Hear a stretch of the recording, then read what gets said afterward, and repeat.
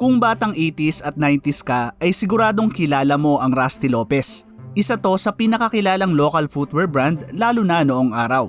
At kung isa ka rin sa tumangkilik sa brand na to ay siguradong naitanong mo na kung sino nga ba si Rusty Lopez. Yan ang pag-uusapan natin sa video na to mga kasangkay. Aalamin natin ang kwento ng brand na Rusty Lopez at kung sino nga ba ang taong nasa likod nito. Pero bago tayo magsimula ay iniimbitahan kitang mag-subscribe kung bago ka lang sa aking channel at mahilig ka sa mga ganitong content. Pakiclick na rin ang bell icon para lagi kang updated kapag nag-upload ako ng mga bago kong video.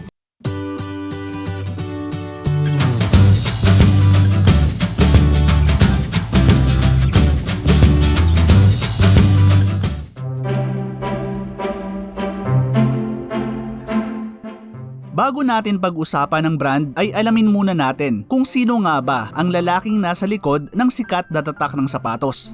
Si Rustico Rusty Lopez ay isang haligi ng fashion industry sa Pilipinas. Bago pa man sumikat ang pangalan niya bilang footwear brand ay kilala na siya na designer ng mga damit na pambabae.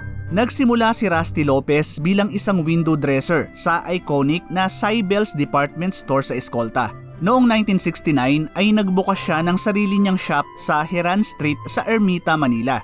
Dito niya sinimulang buuin ang sariling brand gamit ang kanyang pangalan. Ayon sa mga nakakakilala sa kanya ay hindi raw talaga matatawaran ang talento ni Lopez sa pagdidisenyo. Halos lahat daw ay kaya niyang gawin mula sa mga damit, sapatos, pati na rin ang mga magagandang interior design.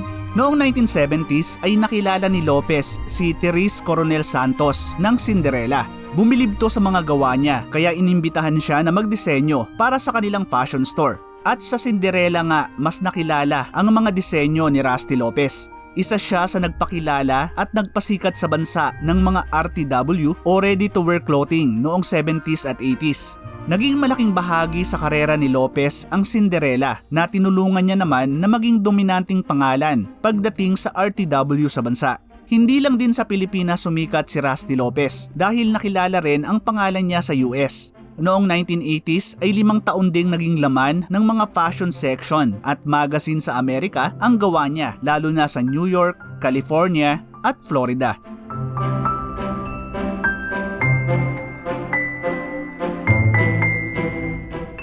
Nakilala noon ang brand na Rusty Lopez sa mga ready-to-wear dresses para sa mga Pilipina. Hindi nagtagal ay nagdisenyo na rin ang brand ng mga sapatos at accessories. Pero alam nyo ba mga kasangkay na ibang Lopez ang nagpasikat sa brand bilang isa sa pinakakilalang tatak ng sapatos sa bansa?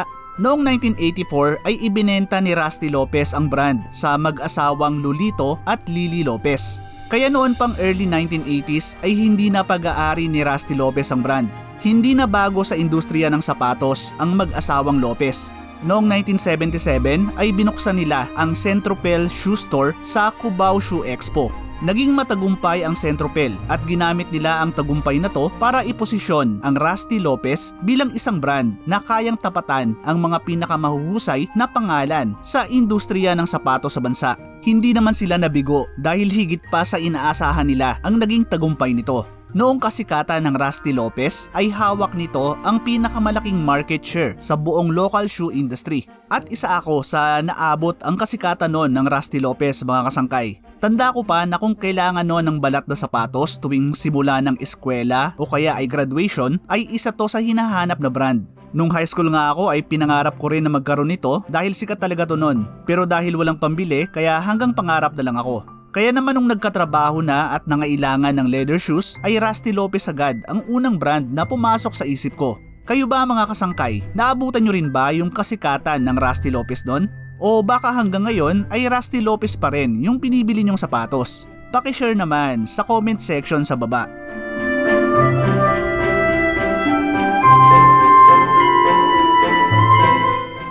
Noong December 17, 1996 ay itinatag ang manufacturing arm ng Rusty Lopez na Maritalia Manufacturing Incorporated.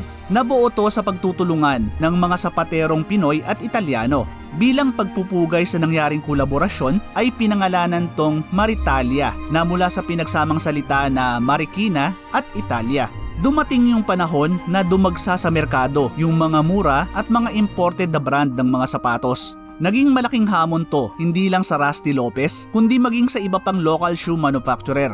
Hindi nagpatinag ang Rusty Lopez at umisip ng paraan kung paano sila makakasabay sa merkado. Nag-invest ang kumpanya sa mga makabagong makina na panggawa ng sapatos na galing pa sa Italy. Pinagsama nila ang world-class innovation at ang originality ng mga gawang Marikina. Nagtagumpay ang Rusty Lopez sa paglalabas ng mga dekalidad pero makatwirang presyo ng mga sapatos. Dahil dito ay nagawa nitong makipagsabayan hindi lang sa mga lokal kundi pati na rin sa mga sikat na foreign brand. Ngayon ay isa na ring men's high quality fashion brand ang Maritalia na tinawag nilang Maritalia Calzature.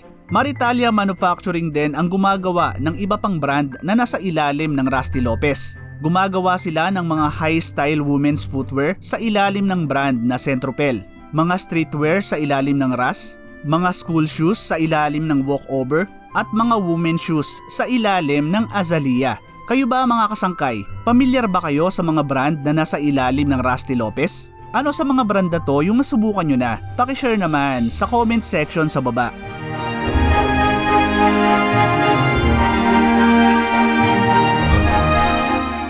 Mula 2011 hanggang 2014 ay tuloy-tuloy pa rin ang pagtaas ng sales ng Rusty Lopez. Noong 2015 ay nakuha ng kumpanya ang pinakamataas ditong sales revenue na umabot ng 359.8 million pesos. Ito rin yung taon na naging aktibo na sa negosyo ang anak ni Lolito na si Nicole Lopez.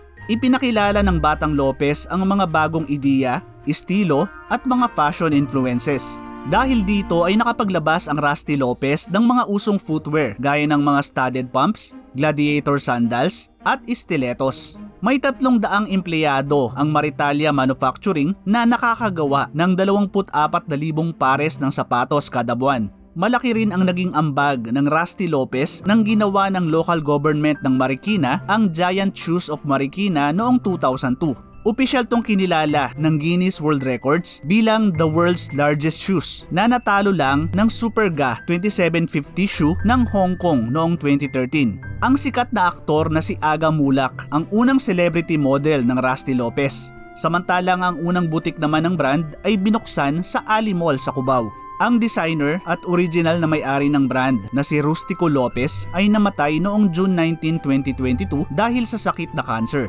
Nagluksa ang buong fashion industry ng bansa pati na rin ang kasalukuyang may-ari nito na si Lolito Lopez. Kinilala niya ang impluensya ng mahusay na designer sa tagumpay na nakamit ng brand na Rusty Lopez. Sa kabila ng tumitinding kompetisyon ay isa pa rin ngayon ang Rusty Lopez sa pinakakilalang local brand ng sapatos sa bansa.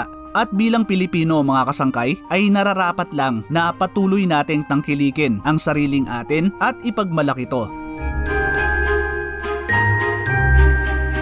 Maraming salamat sa muling pagsama hanggang sa dulo ng video natin mga kasangkay. Ano ang masasabi nyo sa kwento ng Rusty Lopez? Pakishare naman ng mga kwentong Rusty Lopez ninyo sa comment section sa baba. Pakiclick na rin yung like button kung nagustuhan nyo yung content na to. Hanggang sa susunod na video mga kasangkay. Thank you for watching.